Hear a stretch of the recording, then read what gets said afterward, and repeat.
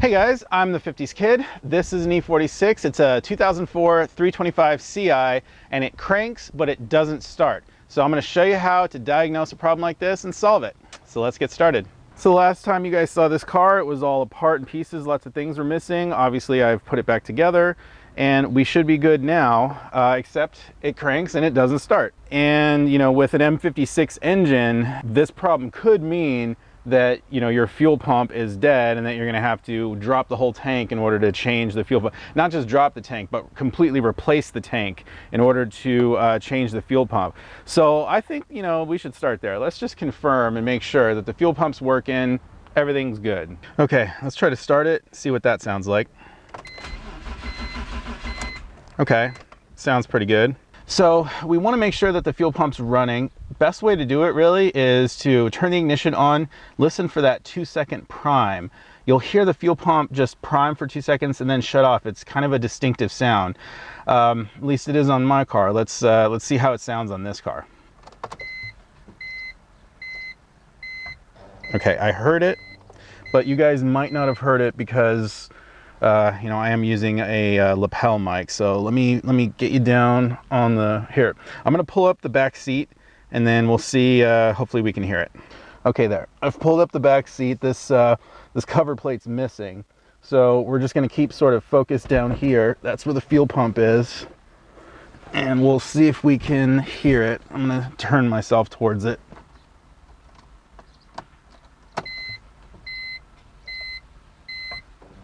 All right, so I heard it. So I definitely heard it prime. I can hear that the fuel pump's running, but maybe you might not be entirely sure. So what do you do next? Well, on an E46, on the fuel rail, there's usually a little Schrader valve up here, and you can just come in there and press it with a little flathead screwdriver, and you should see a little fuel squirt out. That confirms that you have fuel pressure in that rail and your fuel pump is working.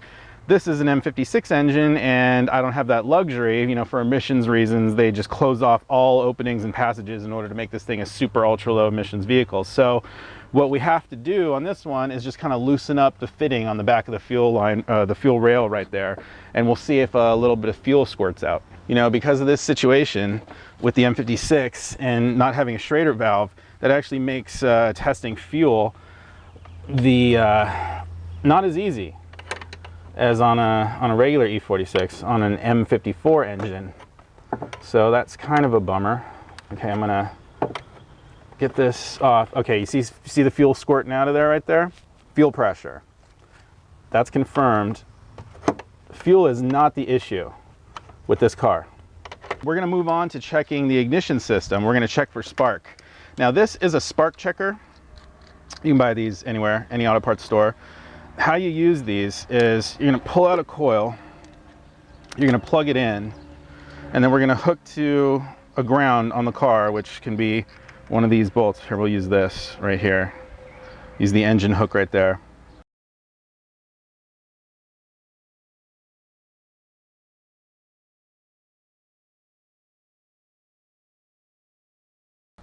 So we'll plug our coil back in. And then I'm going to go ahead and crank it. I'm going to open up this gap. You see the numbers we have right here. 20 is 20,000 volts. If you wind the screw out, you're increasing the gap. And so that's going to be like 30,000 volts and then 40,000 volts. If the coil is able to deliver that amount of electricity, then the spark will jump that gap.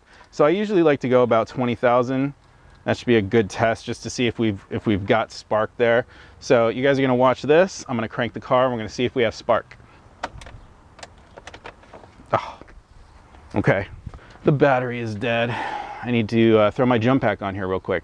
Yeah, I've been cranking this thing quite a lot, so not surprised that the battery has died. Noco sent me out this jump pack. I have been using it a lot and I really like it. I need to do a review on it. That is coming up, but this thing has been a champion so far. Okay, now let's go ahead and repeat our test. Ooh, I didn't like that sound. That's actually coming from the idle air control valve, I think. Something, wow. Okay, let's go ahead and do our cranking test. Okay, I did not hear a spark. You can usually hear it. So our issue is with the ignition system. So I think next step is going to be to check fuses. And the ignition fuse is actually going to be in the electronics box up there in the corner. So looks like this one has Torx screws. My E46 actually has Allen bolts for this. Okay. So already I see a problem with the fuses right here. This outside one is supposed to be a 30 amp, not a 20 amp. So that is an issue. The ignition fuse is actually going to be this middle one right here. And rather than pull it out straight away, I'm just gonna, because it's, you know, difficult to get these out, a little bit difficult to get these out of here. I'm just gonna use a test light to check for, to see if the fuse is blown. But you know, you don't have to do that. You can pull it out and look at it if you don't have a test light. Okay, you wanna turn the ignition on so that this circuit is energized. Hopefully, do I have any power at all? I don't have any power at all without that jump pack on. Crazy. Wow. Really not liking that that loud buzz that we're hearing, but we'll have to solve that later. Okay, so we want to hook on a ground. You can hook here. Those are grounds. This also happens to be a ground right up here. And you just want to touch either side of the fuse. I'm just going to check them all to make sure you've got power on both sides. So here's the middle one. So I have no power on this side, and I got power on that side. So that one's blown. The ignition fuse is blown, which is, I guess, good, because we that would explain why we have no spark on our coils. Let me get this out of here.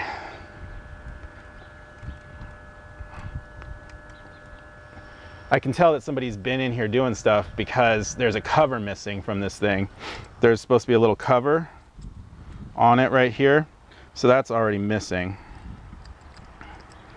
So this middle one, yep, blown, definitely blown.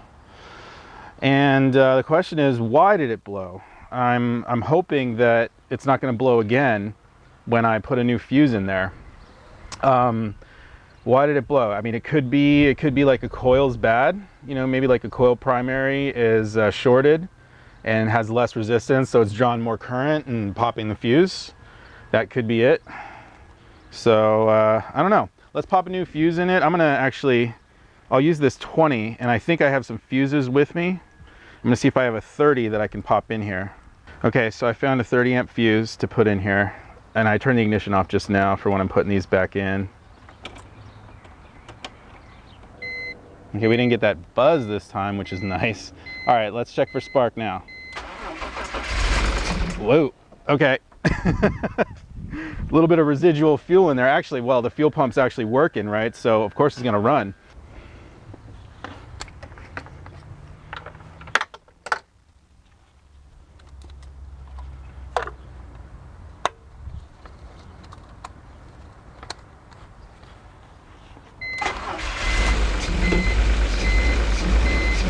Whoa, whoa, whoa now.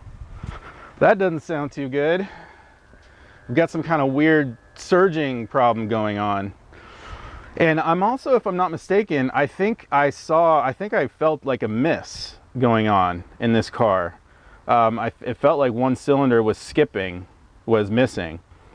And if that is the case, that would actually confirm why our fuse blew out. So I think I kind of want to solve that issue before I move on to solving this this loping problem that we were just having. So I think while I have the spark checker here, I'm going to pull out all the coils, and I'm just going to check them one by one and see if all of them have spark.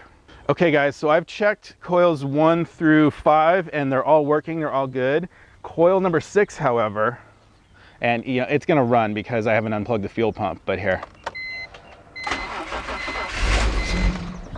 Okay, that was weird. I heard a ticking, but I'm not sure if that's like the fuel injectors or if that was a ticking of a spark, because it sounded a little rapid there. So I'm going to review the footage and see what we saw. Okay, yeah, so we did not have a spark. I thought it was, you know, I thought it was like working now, of course, that I was recording it, because the first time I checked that off camera, yeah, it wasn't working. So It is not working. No spark on number 6. That coil is dead, and that's probably, almost certainly, the reason why we actually had that blown fuse. Because, you know, if the coil primary shorts out, then the resistance is going to be lowered in that coil, so it's going to draw more amperage, and that's going to pop your fuse. So I actually have 4 more of these coils. You guys remember that video I did recently on the Mini, the changing plugs and coils video? That Mini belongs to my buddy's girlfriend, and we're at his house right now. So he took them, he has them. We have them here. So I'm going to pop one of them in. You know, 2 of them are good, 2 of them are bad. So I'm going to find whichever one's good. I'm going to use that, pop it in, and so we'll solve that issue. Okay, hopefully this one is actually a working one. Let's test that.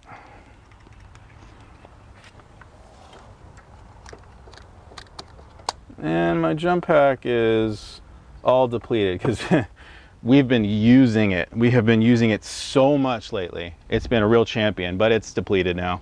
So let's find a battery charger.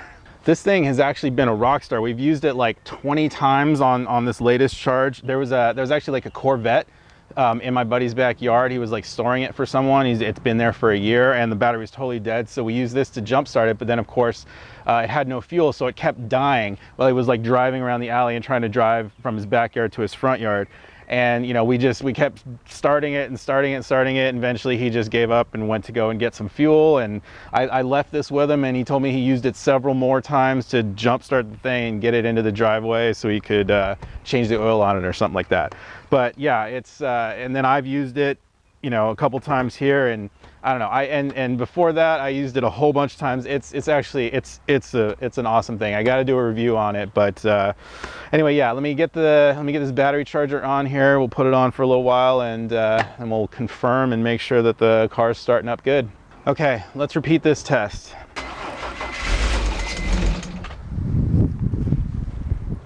Okay, we saw that coil is working, so that issue should be solved, and I think now my jump pack is totally out of power. So, oh well. So we have solved the no start situation. We've now got a car that runs, but it doesn't run very well. It's got a weird loping, surging kind of idle situation. And my suspicion immediately was the idle air control valve. So I've torn some things apart, and let me show you what I found. So I went ahead, I tore the idle air control valve out of there, and this is what I found. It should rattle. The motor in there, when it's not energized, should just rattle back and forth. This one is stuck shut. So that's going to be the cause of our loping, surging idle. Now, my buddy has some gunk out on his shelf over here in his garage, and it looks like it contains acetone, heptane, methanol, xylene, all the good stuff. So let's see if we can clean this thing out a little bit. I would like some like WD-40 as well to get some like oil inside here to get it moving. This is not cleaning up right away. It's not freeing up right away. So I'm going to get in here with a screwdriver and try to move this around. There. So hopefully we can, I don't know if we can really see that, but so see, now it's moving as it should. So if you can, I don't know, you're not going to be able to see that. Not going to be able to see it when I move it here, when I shake it, but well, sometimes you can see the passage through there. So it's moving now. I still would like to spray some WD-40 in here just to have some lubricant in there. I'll spray some more of this gunk out. Let it drain.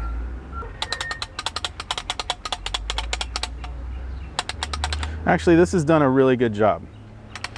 Gunk out's done really good. Like I said, it's got all the good stuff in it.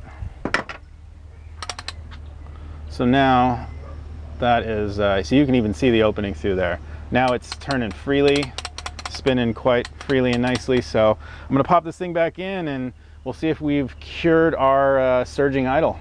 By the way, this DISA valve is actually toast. The diaphragm thing is, well, the little flapper valve is completely worn out. It's no longer being turned by the little mechanism inside there, and the O-ring is quite flat at this point. It's probably going to be the source of some vacuum leaks because it kind of goes in a little too easily. It just goes right in without any resistance. You don't have to like push it all the way in. So that's going to be the problem. That's going to be the source of some problems. Also, the little pin is just free.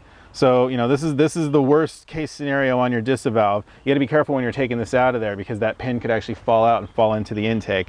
So I'm going to have to do something about this. Have to, I don't know, get a rebuild kit and do a video on that, which is great because I don't have that video yet. But for right now, I actually happen to have another DISA valve. And the one for the M56 actually takes the same DISA valve as the M54 3.0 engine. So even though this is a 2.5, it takes the 3.0 DISA valve. I actually have another one of those, and this one actually has a pretty much a good O-ring all the way across, except for down here in the corner, and this one's working. So I'm going to use this one for now. I'll still do a rebuild video on this one, but this is my, you know, this is my test one for now to solve the problem. Okay guys, I've got everything put back together, cleaned idle air control valve. I have a little bit of charge in my jump pack. Let's see if this thing starts up.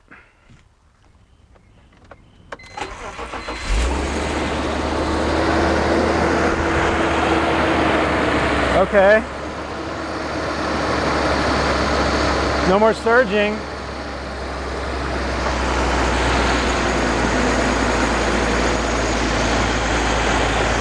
So that's good.